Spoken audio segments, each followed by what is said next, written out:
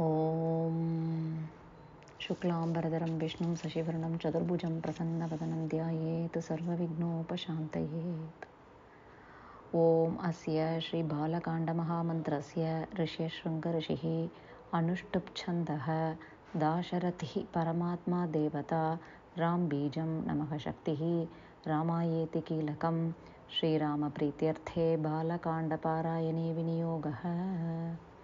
ॐ ऋष्यशृङ्गऋषये नमः शिरसि, ॐ अनुष्टुप्छन्दसे नमः मुखे, ॐ दाशरथि परमात्मदेवतायै नमः हृदि, ॐ रामबीजाय नमः गुह्ये, ॐ नमः शक्तये नमः पादयोः, ॐ रामाय कीलकाय नमः सर्वाङ्गे, ॐ सुप्रसन्नाय अङ्गुष्ठाभ्यां नमः, ॐ शान्तमनसे तर्जनीभ्यां नमः, ॐ सत्यसन्धाय मध्यमाभ्यां नमः, ॐ जितेन्द्रियाय अनामिकाभ्यां नमः, ॐ धर्मज्ञाय नयसारज्ञाय कनिष्ठिकाभ्यां नमः, ॐ राज्ञे दाशरथये जयिने करतलकरपृष्ठाभ्यां नमः। श्रीराममाश्रितजनामरभूरुहेशम् आनन्दशुद्धम् अखिलाम् अरविन्दताङ्घ्रिं सीताङ्गनासुमिलितं सततं सुमित्रा पुत्रान्वितं धृतधनुःशरमादिदेवम्। ॐ सुप्रसन्नः शान्तमनाः सत्यसन्धो जितेन्द्रियः धर्मज्ञो नयसारज्ञो राजा दाशरथिर्जयी। श्रीराम जय राम जय जय राम, श्रीराम जय राम जय जय राम, श्रीराम जय राम जय जय राम।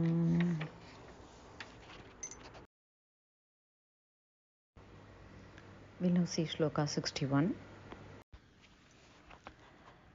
चकार सख्यं रामेण प्रीतश्चैवाग्नि साक्षिकं ततो वानरराजेन वैराणुकथनं प्रति. Meaning of this Shloka 61. Pleased to hear the whole narrative of Sri Rama, the monkey chief Sugriva too made friendship with Sri Rama in the presence of the sacred fire as a witness. Shloka 62. Ramaya veditam sarvam pranayad dukhitena cha pratignatam cha ramena tada valivatham prati. Meaning of the Shloka 62. In response to an inquiry made by Sri Rama with regard to his enmity with his own elder brother Vali, the whole incident was then related by Sugriva, the ruler of the monkeys, afflicted as he was to Sri Rama out of affection. Again, a vow was taken by Sri Rama that very moment to the effect that Vali would be killed by him.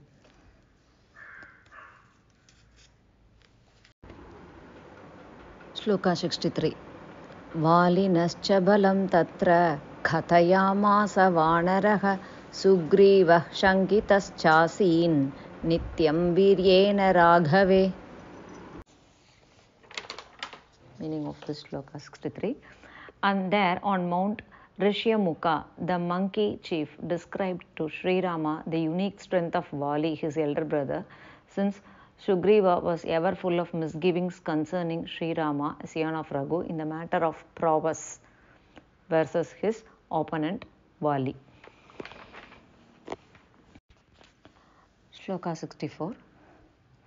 Raghava pratyayartham tu dhundubheh kayamuttamam darshayamasa sugrivo mahaparvata sannibham.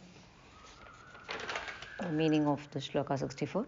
In order to convince Sri Rama of Vali's strength, Sugriva actually showed to him the exceptionally tall skeleton of the demon Dundubi, killed by Vali, which looked like a big mountain and which had been disdainfully kicked away to a long distance by Vali.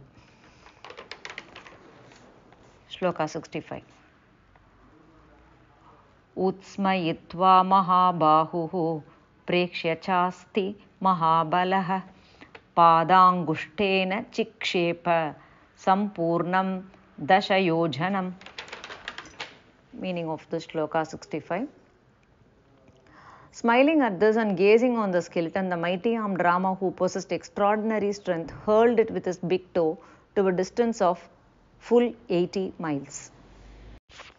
Shloka 66. Bibheda cha punastalan saptaikena maheshuna ghiri rasathalam chaiva janayan pratyayam tada. Meaning of the shloka 66. Nay, in order to inspire confidence in the mind of Sugriva, Sri Rama further pierced on that very occasion with a single mighty shaft, one after another, as many as 7 palmyra trees standing in a line adjacent to one another, a hillock standing by, as well as Rashatala, the 6th subterranean plain, including the 5 preceding ones, Athala, Vithala, Suthala, Talathala and Mahathala. Shloka 67. Tatah pritamanastena vishvastah samaha kapihi kishkindam ramasahito jagamacha guham tada. Meaning of the shloka 67. Reassured by the latter fate and accompanied by Sri Rama, that great monkey Sugriva then marched at once with a mind full of delight to Kishkinda, the capital of Vali, situated cave-like in the midst of mountains. Shloka 68. Tatho agharjadhari varaha sugrivo hema pingalah tena nadena mahata nirjagama harishvarah. Meaning of the shloka 68. Then roared Sugriva, the monkey chief, who was tawny as gold in appearance, distracted by that great unusual roar. Vali, the king of the monkeys, sallied forth to meet Sugriva. Shloka 69. Anumanya tada taram sugrivena samagatah nijaghana cha tatrainam sharenaikena raghavah. The meaning of the shloka 69.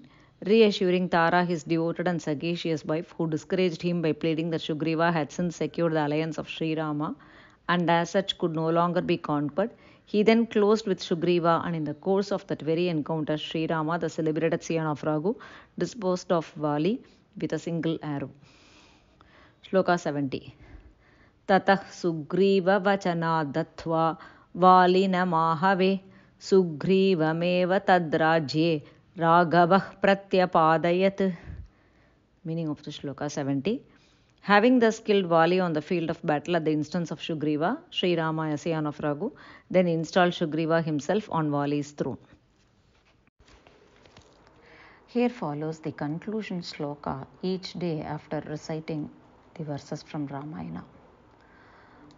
Om Swasti Prajabhya Paripalayantam Nyayena Marghena Mahim Mahishaha Go Brahmanebhyah Shubhamastu Nityam Lokah Samastaha Sukhino Bhavantu Kale Varshatu Parjanyah Prithvi Sasyashalini Deshoyam Kshobarahito Brahmanah Santu Nirbhayaha Aputraha Putrinah Santu Putrinah Santu Pautrinah Adhanaha Sadanaha Santu Jivantu Sharadam Shatam Charitam Raghunathasya Shatakoti Pravistaram Ekaikamaksharam Proktham Mahapatakanashanam Shrunvan Ramayanam Bhaktya Yahpadam Padameva Va Sayati Brahmanah Sthanam Brahmana Pujyate Sada Ramaya Ramabhadraya